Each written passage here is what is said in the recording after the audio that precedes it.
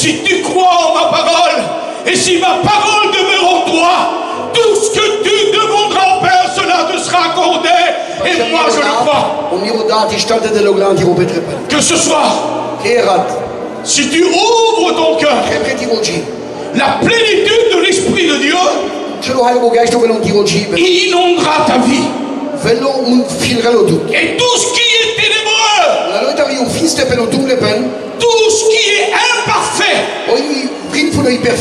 quittera ton cœur. Et la lumière viendra remplacer cette obscurité qu'il y a dans ta vie par la lumière de Dieu. Vous l'avez compris, Seigneur, s'il vous plaît. Enferme nos yeux, couvre notre tête. Je vous en supplie au nom de Jésus. Priez pour moi, pour que Dieu nous parle à travers sa parole. J'ai besoin de l'onction de Dieu. J'ai besoin que vous priez pour moi. J'ai besoin de me laisser guider par le Saint-Esprit, afin que ce soir Christ puisse nous parler dans nos cœurs. Seigneur notre Dieu, je te bénis et je te rends grâce. Seigneur, tu le sais que sans toi je ne peux rien faire. J'ai aucune capacité. Si ton esprit n'est pas en moi, je ne peux rien faire. Saint-Esprit, mon ami, viens m'aider ce soir. Rappelle-moi les écritures de la Bible. Parle à travers moi. Je t'en supplie. Je t'en supplie au nom de Jésus. Et à toi, Seigneur, revient la gloire, l'honneur, la sagesse, la puissance, la gloire, la royauté, la principauté, parce que tu es le Dieu admirable, le conseiller, Prince de la paix, Dieu tout-puissant, Père éternel, Dieu est El Shaddai. Elohim. Ah, il est la parole vivante, alléluia. Alors je ne voudrais pas prendre beaucoup de temps ce soir. Je voudrais vous parler d'un sujet un peu difficile peut-être. On n'écoute pas parler souvent de cela. Et puis il y a beaucoup de gens que je suis sûr qui ne connaissent pas ça. Oh, ils l'ont entendu peut-être. Mais les gens ne pensent pas à cela. On pense souvent au paradis. On pense souvent au royaume des cieux. Parce qu'à chaque fois qu'on prêche l'enlèvement de l'église, notre espérance est de voir sur le ciel, là où il y a la demeure de Dieu. Et c'est vrai que pour les véritables chrétiens, ceux qui sont nés de Dieu, ceux qui vivent dans la sanctification, leur place est dans le ciel. Jésus nous l'a dit. Je m'en vais vous préparer une place, afin que là où je suis, vous y soyez aussi. Alors nous devons combattre. Nous devons être une armée de Dieu et vivre dans la vie de Dieu. Que bientôt, plus vite de ce qu'on le pense, nous partirons à la rencontre de Dieu. Mais la Bible dit qu'il n'y a pas un seul endroit où passer l'éternité. Il n'y a pas qu'un seul endroit. Il n'y a pas que l'endroit de Dieu. Mais la Bible dit qu'il y a un autre endroit. Que même les démons tremblent lorsqu'on écoute parler. La Bible dit que c'est le séjour des morts. La Bible dit que c'est l'enfer. Et plus tard, c'est la lave de feu.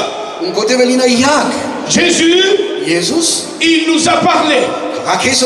Dans le livre de Saint Luc, chapitre 16 et verset 19. Et il dit comme cela.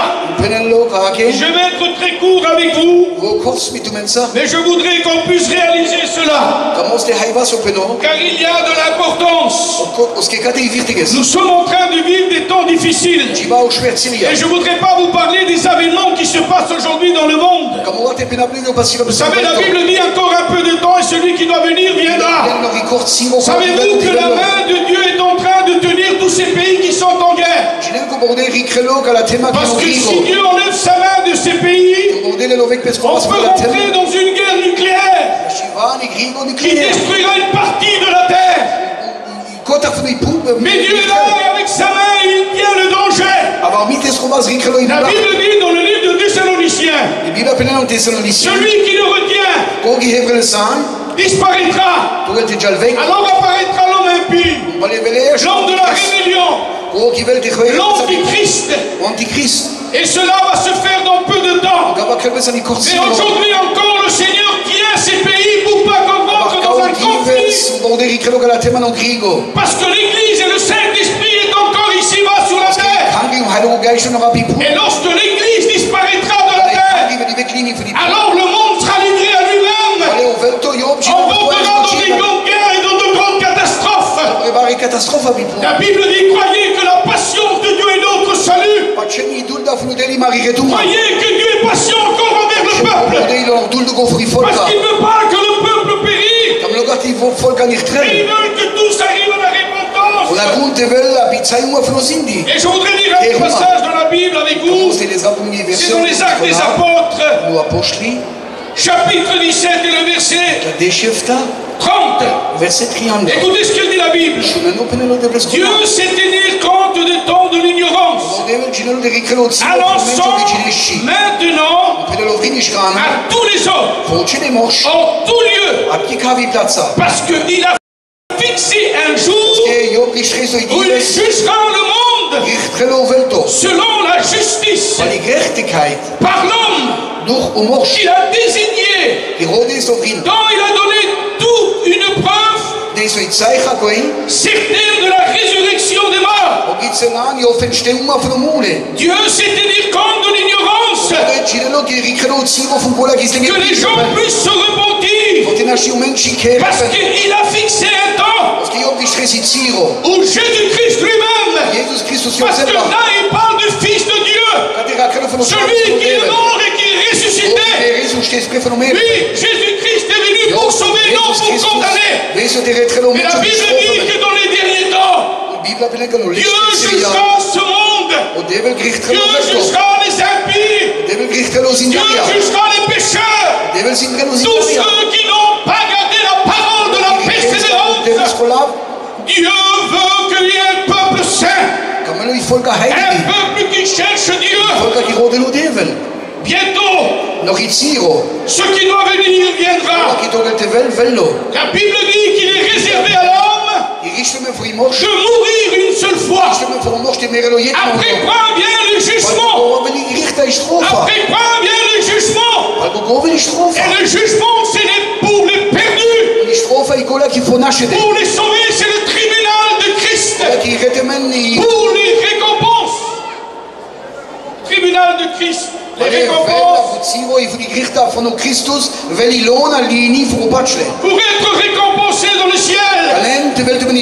Mais pour les pécheurs, les incrédules, c'est le jugement. Et lorsque nous passons par le jugement, nous sommes condamnés à vivre toute une éternité dans les flammes éternelles, loin de la face de Dieu, dans un lieu de tourment. Vous connaissez l'histoire de Lazare et le riche. Dieu, Jésus-Christ le relate pour nous expliquer qu'il y a un lieu de tourment. Dieu n'a pas créé l'enfer pour les hommes, mais il l'a créé pour Satan et ses anges. C'est un lieu redoutable. C'est pour cela, mes bien-aimés, nous devons faire attention. Parce qu'encore un peu de temps et celui qui doit venir viendra. Et celui qui ne partira pas à la rencontre de Dieu subira la grande tribulation. Et s'il meurt dans la tribulation, il ira dans cet état d'éloigné de feu, là où il y a la souffrance éternelle. Je vais vous dire une expérience, mes bien-aimés. Toute ma vie, j'ai prêché le ciel, la terre, l'enfer, le paradis, la résurrection. Toute ma vie, j'ai parlé du monde spirituel. Il y a peu de temps de cela, il y a encore 5 mois en arrière, et je voudrais que vous écoutez bien s'il vous plaît. J'étais pour faire une mission. À Obéna, on avait fait un séminaire. Dieu nous avait bénis énormément. Lorsque je suis rentré la deuxième semaine, je suis parti à Strasbourg pour un conseil des prédicateurs et faire une mission en même temps. La 3e semaine, j'étais à Gien à la rencontre avec les frères du conseil. Et puis là, lorsque je suis rentré chez moi à Paris, j'ai dit à ma femme, prépare toutes nos affaires. On va partir dans le sud. J'avais un inter-église à faire. J'avais des missions à faire. Les frères m'invitent souvent dans des lieux différents. J'ai dit, prépare toutes ces choses. Et là, on va partir. On était heureux. Tout allait bien. Tout était merveilleux. Il y avait une paix sous nous incroyable. On vivait le ciel. Et là, soudainement, un soir, je me couche en étant l'homme le plus heureux de la terre. Et je vous le dis, l'homme le plus heureux de la terre. Parce que moi, je suis un garçon qui vit beaucoup pour le Christ. Moi, ma vie, c'est le Christ. Je vis que pour lui. Et là, le matin, lorsque je me suis levé, j'ai commencé à avoir les oreilles qui explosaient. J'ai eu des acouphènes si forts que j'avais perdu presque la tête. Je ne savais plus quoi faire. Je ne savais plus où aller. Et là, peu à peu, j'ai sombré dans un état incroyable. Je ne mangeais plus, je ne buvais plus, je ne dormais plus. J'étais dans un état critique. La mort pour moi était préférable à la vie. Et je priais jour et nuit, jour et nuit, jour et nuit. Et c'était le silence de Dieu. Je ne sentais plus la présence de Dieu. J'étais là, j'ai dit, Seigneur, bénis-moi un peu simplement. Pendant des mois, j'ai pas senti la présence de Dieu. J'étais dans une souffrance incroyable. Je pleurais jour et nuit. Et moi qui est un garçon sensible à l'Esprit de Dieu, moi que toute ma vie j'ai travaillé pour Dieu, moi qui n'ai jamais s'occupé de moi-même, toujours des affaires de Dieu. J'abandonnais ma femme, mes enfants, pour m'aller dans les pays étrangers, sans argent, pour prêcher la bonne parole de Dieu, pour que les hommes et les femmes se convertissent à l'évangile. Et là, je ne sentais plus rien. Il n'y avait plus rien pour moi. Et puis un jour, lorsque j'étais le plus mal possible, lorsque j'étais le matin, je me suis levé dans le lit, je commençais à trembler, à trembler, à trembler, à trembler. Je commençais à pleurer, à crier, je gémissais. Une tristesse est tombée sur moi, quelque chose d'incroyable. Une solitude avait tombé sur moi, c'était incroyable. J'étais entouré de mes enfants, des petits-enfants de ma compagne, qui priaient pour moi. Mais j'étais tout seul dans cet état. Et le jour où j'étais le plus mal possible, où la mort, je désirais mieux que toute ma famille, que tous les trésors de ce monde, en train de souffrir, là Dieu me dit, Dieu parle dans mon cœur, et il me dit, écoute, ce que tu es en train de vivre là, quelque chose d'inexplicable, il me dit, l'enfer est 1000 fois pire que cela. C'est un lieu redoutable, que même les démons ne veulent pas aller. Lorsque Jésus-Christ traverse le mar, la mer de Galilée,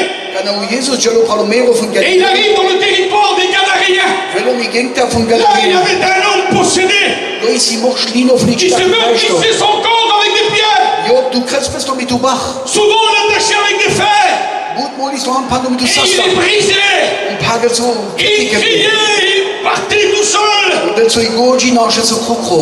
En lui, il y avait une légion de démons. Et lorsque Jésus descend de la barque, les démons vite courent devant lui. Et lui dit, Fils de Dieu très haut, es-tu venu nous tourmenter d'avance? Jésus le fait taire. Et Et il leur dit de sortir de ce corps. Mais les démons étaient en train de prier le Seigneur. Ne nous envoie pas dans les abîmes. Un démon qui prie Jésus de ne pas aller dans les abîmes. Et les abîmes, ce n'est pas la lave de feu. L'enfer n'est pas la lave de feu. La lave de feu, c'est le tourment éternel. Pour ceux qui iront là-bas, il n'y aura pas de paix, il n'y aura pas de joie, il n'y aura pas de bonheur. Ça sera la solitude. Un lieu où il y a des graissements de dents et des pleurs. Un jour, j'ai eu un rêve. Et dans ce rêve, Dieu m'a montré le séjour des morts. Et là, je voyais deux personnes habillées en noir, des visages gris, et ils tournaient une meule. Et le lieu qu'ils étaient, c'était redoutable. Il y avait une tristesse, une angoisse sur le visage de ces personnes. Et pourtant, ils tournaient la roue ensemble, les deux poussaient la roue. Ces grosses pierres qui servaient pour casser les olives pour faire de l'huile. Et moi, je savais que ces deux personnes, ils étaient collés ensemble. Ils tournaient la roue. Mais je savais qu'ils étaient distants d'un milliard de kilomètres l'un de l'autre. Un milliard de kilomètres l'un de l'autre. Ça, c'est le lieu où iront tous ceux qui ne vivent pas pour le Christ. C'est pour cela que le Seigneur a donné du temps. Toi qui ne connais pas l'évangile, toi que jusqu'aujourd'hui tu repousses à lendemain, toi qui touches le péché, toi qui vis dans le monde, Jésus t'appelle ce soir parce qu'il veut te donner la vie et la vie en abondance. Alléluia. Parce que Dieu ne veut pas que tu périsses. Il est écrit Jean 3,16, Dieu a donc aimé le monde qu'il a donné son Fils unique afin que quiconque croit en lui ne périsse pas mais qu'il ait la vie éternelle. Alléluia. Alléluia. La vie éternelle, c'est de connaître le véritable Dieu. Si Christ est venu souffrir sur la croix, si on l'a frappé, si on s'est humilié de lui, on l'a humilié, on l'a traité de démon, rejeté par sa propre famille, blasphémé par les Romains, il a subi la souffrance, il a subi les coups. S'il aurait voulu un seul mot, 12 légions d'anges auraient détruit tous ces incrédules et tous ces Romains. Mais par amour pour toi, parce qu'il ne veut pas que personne ne périsse, parce que Dieu ne veut pas que tu ailles dans l'enfer, Dieu ne veut pas que tu te perdes, parce que tu es sa créature, parce qu'il a souffert pour toi, il a abandonné son Père pour venir te chercher. Malgré tout ce qu'on a fait pour lui, il est venu pour te donner la vie, afin que tu sois sauvé. Alors ce soir, je t'en supplie au nom de Jésus, que attends-tu de venir à Christ? Que attends-tu de venir, Seigneur? Je te donne ma vie. Je te donne ma vie. Il y a 40 ans que j'apportais à Christ. Je n'ai jamais été déçu. Jamais déçu. Et il m'avait dit ce que tu es en train de vivre. L'enfer sera 1000 fois pire. 1000 fois pire. Les gens ils font ce qu'ils veulent. Savez-vous pourquoi? Parce qu'ils ne croient pas à l'enfer. Et pourtant l'enfer existe. Si le diable existe, Dieu existe. Alors il y a un enfer. il y a un paradis. La Bible dit qu'il y a deux endroits où passer l'éternité. Ou avec Dieu, ou loin de Dieu. Il y a deux résurrections. La résurrection des sauvés et la résurrection des perdus. La première résurrection, ça sera pour les enfants de Dieu. J'aime Dieu de tout mon cœur. Je lis la Bible et je veux la vivre. Je la mange comme du pain doux, comme du miel dans mon bouche. Il est douce comme du miel dans mes yeux. Et à l'intérieur parfois il est amer. Parce que la parole de Dieu m'enseigne à délaisser tout ce qui n'est pas à la gloire de Dieu. Je vous en supplie au nom de Christ. Tournez-vous vers le Seigneur avant que ça soit trop tard. Voyez que la patience de Dieu est ton salut. La patience de Dieu est ton salut. Il y a deux mots qui disaient notre frère Jimmy. J'aimais cet homme plus que n'importe qui. Je ne suis pas rentré dans la présidence des Robes à cause des mots que j'avais honte de lui. Je ne voulais pas me présenter parce que j'avais honte de lui. Pour moi c'était un homme extraordinaire et c'était un homme extraordinaire. Et il a dit deux mots qui sont restés gravés dans mon cœur. Lorsqu'il a prêché dans une petite église, il a dit au peuple qui était là, je demande vous dire, viens ou reviens. Viens ou reviens. Viens, c'est pour les inconvertis. Viens à la maison de Dieu. Viens à la conversion. Et pour ceux qui ne sont pas pour les rétrogrades, il a dit reviens. Reviens. Il y a du pain en abondance dans la maison de mon Père. Et si cela n'était pas, je vous l'aurais dit. Je vous l'aurais dit. Je m'en veux préparer une place. Je vous en supplie. On n'a plus de temps. On n'a plus de temps. Tournons-nous vers le Christ. Le monde vous rend fou. Le diable n'a jamais donné autant qu'il donne aujourd'hui. Il y a des gens chelous. Le matin, vous voyez, ils se mettent tous les réseaux sociaux. Et ils disent le Seigneur m'a béni vendredi. J'ai fait 30 000 euros. Ça vient pas de Dieu, le frère. Vous savez, Dieu ne vous donnera jamais quelque chose pour vous éloigner de lui. Jamais. Je vous dis vraiment, peut-être ça va blesser ce soir. Savez-vous qu'est-ce qu'il a fait, le diable? Il a essayé avec la boisson. Ça ne marche plus. Il a essayé avec la drogue. Excusez-moi, je marche sur l'habitude. Je ne suis pas américain, je suis rome. Et moitié gajo, du côté de ma mère, d'Auvergne. Ah bon? Je suis moitié gajo. Oui, je suis moitié gajo. Savez-vous qu'est-ce qu'il a fait? Le diable, il a essayé tout. Et il n'a pas pu. Parce que son but à lui, c'était d'arriver que les gens viennent dans l'orgueil. Parce que lui sait que ce remède-là, il n'y a pas d'échappatoire. Savez-vous qu'est-ce que c'est le mot orgueil? Avoir une opinion trop élevée de soi-même. Regardez les autres plus petits que soi. Et c'est pas en buvant. Parce que l'on devient jeune puis on ne fait plus attention. C'est pas en se droguant. C'est pas en volant. C'est pas en train de faire d'autres choses. Non. La racine de tout le mal, c'est l'argent.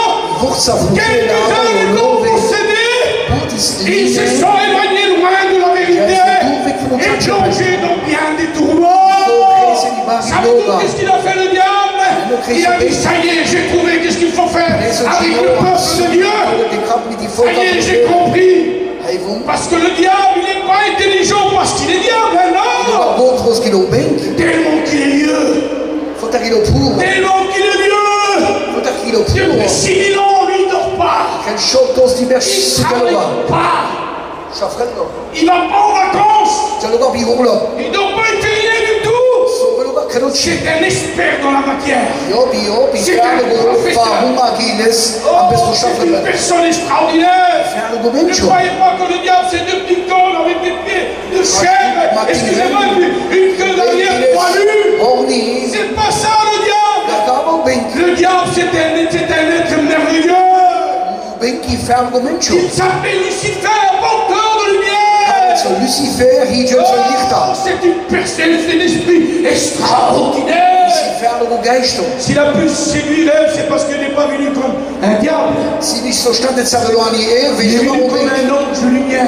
Et lorsqu'Ève, il a vu l'ange de lumière.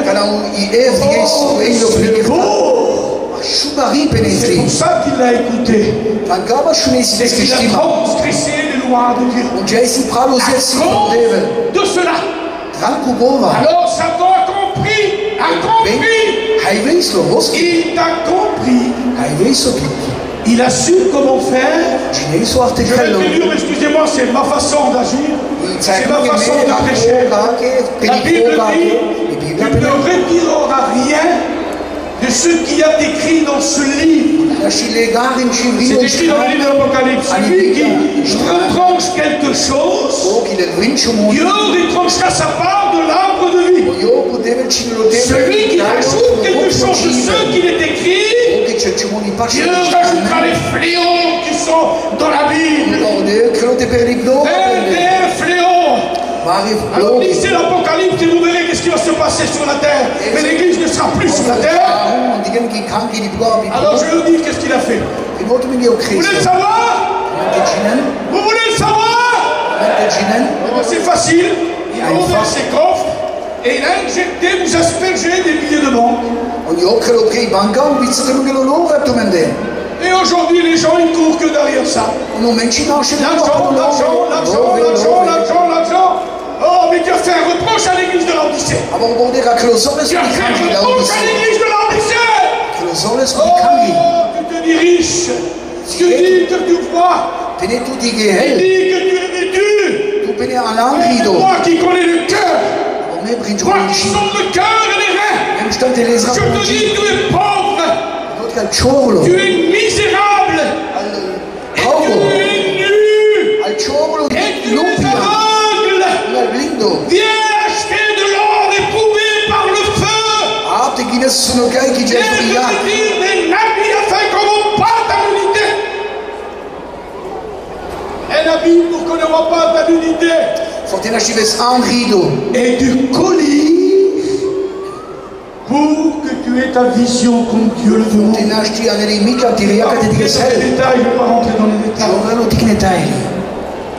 L'argent a détruit les gens. On n'a plus le temps de prier. On n'a plus le temps de lire notre Bible. On n'a plus le temps d'aller à la réunion. On n'a plus le temps de travailler pour Dieu. Et je dis aux surserviteurs, excusez-moi. Excusez-moi. Parce qu'on ne parle pas qu'aux chrétiens, les pauvres. Mais aussi beaucoup de nos pasteurs, frère. Ils perdent leur temps dans le monde. C'est avec nos familles, nos vacances. Je vous en supplie au nom de Christ. Faites attention. Vous savez d'où qui vient l'argent? C'est de la descendance de Caïn. Tubal-Caïn. Les premiers forgerons. Ceux qui ont créé les armes. Le monde, l'argent et du diable. Lorsqu'il nous gouverne.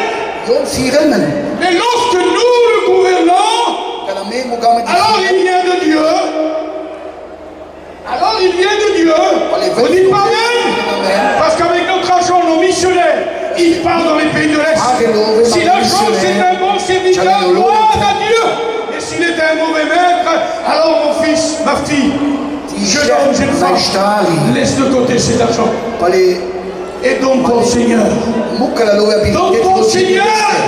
Avant que ça soit trop tard. Arrêtons de déteindre sur le monde. Et approchons-nous de Dieu. Alors ce soir, veux-tu accepter le Christ dans ta vie? Veux-tu t'approcher du Seigneur avant que ça soit trop tard? Je t'en supplie. Au nom de Christ. Lorsque Dieu m'a montré cela, mon petit-fils était avec moi dans la voiture, et j'étais dans un état critique. C'était pas beau. Avec chaud, dans un mois. Si tu s'achètes facile, tu as des conventions. C'est-à-dire, papou, dans un mois, avant que la convention commence, tu vas guérir.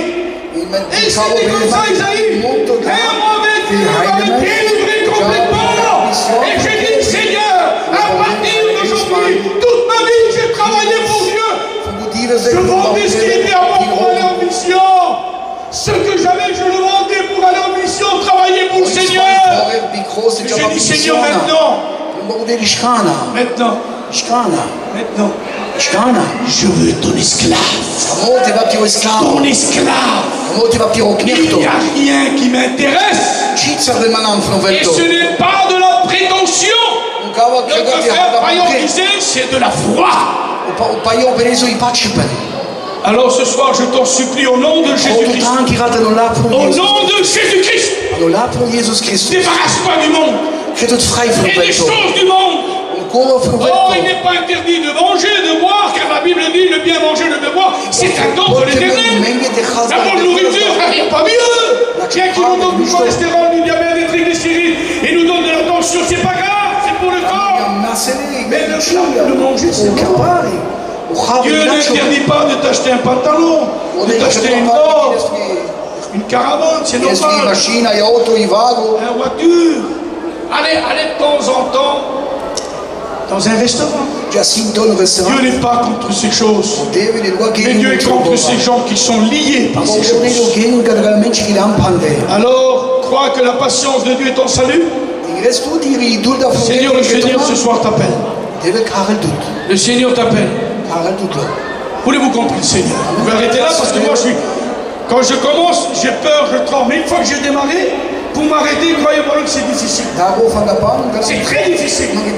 Parce que je voudrais tellement que les gens soient convaincus. Parce que Dieu m'a donné tellement de richesses dans mon âme. Je vous dis, et Dieu m'est témoin. J'ai une paix dans mon cœur. J'ai une joie dans mon cœur. Inexplicable. J'ai 60 ans. Lorsque je mets ma tête sur la tête d'oreiller là, je dors comme un bébé. Même si je me lève le soir, bord de l'eau, quelqu'un me réveille, je change, je regarde, je retourne chez moi, je me mets au lit. Puis quand ta semaine que je dors, Seigneur, quelle paix. Quelle paix. Si tu n'as pas la paix ce soir, accepte Jésus dans ta vie. Il est le prince de la paix. Amen. Je vais arrêter là. Le Seigneur t'appelle. Il est patient avec toi. Il t'a donné du temps pour te repentir. Sa patience est ton salut. Alors viens à Christ. On chante un cantique pour la gloire de Dieu. Cantiamo un cantico per la gloria del Signore. Amen. E anch'io parlo l'italiano, S'il vous plaît, la Zandarari Romane. On chante un cantique et je voudrais qu'on puisse prier le Seigneur. C'est rare que je fais des appels. Jamais je fais des appels. Parce que moi je peux rien pour toi. Je peux rien pour toi. Et ce soir, si tu as écouté la voix de Dieu, n'endurcis pas ton cœur. On chante ce cantique. On se lève s'il vous plaît. Je voudrais qu'on chante ce cantique spirituel et qu'on prie le Seigneur s'il vous plaît. Et je voudrais que tu rentres en toi-même, examine ta vie. Quel est ton état? Avant que ça soit trop tard. Les portes du ciel sont ouvertes. Alors Jésus te dit, viens pendant que tu as le temps. Avant que ça soit trop tard. Mais l'on vous dit, que Dieu soit béni, que Dieu soit loué. Alléluia. Prions le Seigneur quelques instants, s'il vous plaît, au nom de Jésus. Mais l'on vous dit, aïe, voilà.